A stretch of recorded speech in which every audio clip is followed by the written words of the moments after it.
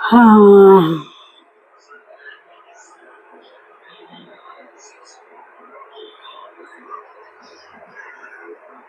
फुललोढ़ी के देखे की बड़ निक लगे बड़ नीक, लेकिन आब कहाँ छै, आब तो 4 दिन में चतुर्थियो ककरो भेल ककरो नहीं भेल, दुरागमन भए जाइ छै।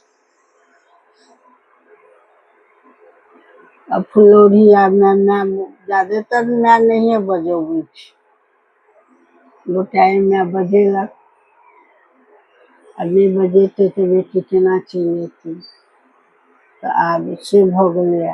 अब ज्यादातर बेटी सासुरे में पूजै छै भोखे पर। तो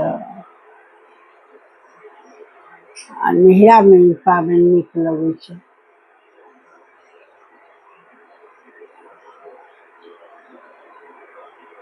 बहुते बहुते बेटी सबके झुंड रहै छलै।